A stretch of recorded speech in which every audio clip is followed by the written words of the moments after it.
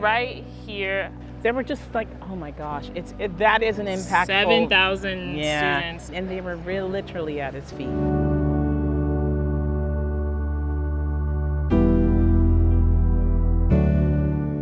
Martin Luther King Jr. came here in 1967, in May of 1967, and he gave an anti-war speech on civil rights and anti-war against the Vietnam War. And tons of people at his feet, 7,000 students and people from the community that came to hear him speak. The building was named after him because a student at the time, Ronald Stevenson, in 1985 proposed to get it renamed after MLK. And the thing is, a lot of students on campus don't know that's why it's called the MLK Student Union.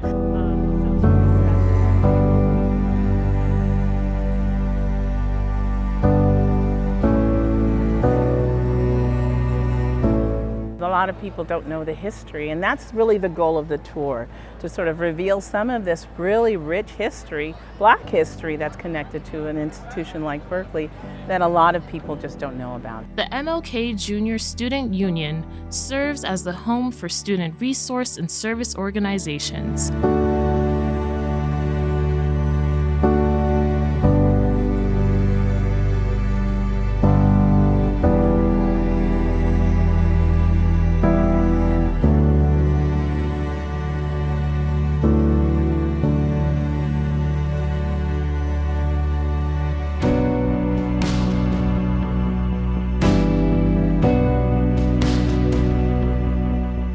Once you know this history, you see the campus in a completely different light. You have a completely different perspective, and especially as a Black student or any student of color, you just feel like you belong.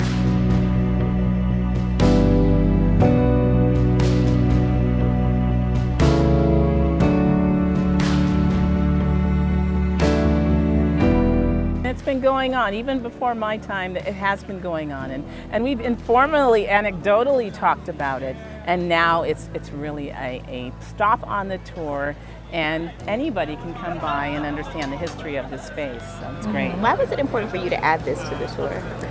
I think it's important just to acknowledge the times when we all come together as a collective, as a community. You know, we highlight the individuals on the tour, but to just think about all of us coming all together, especially when on campus we're a minority, it's really powerful when you see us all standing together. You know, I'm sure even right now people are like, who are those 3 Black women?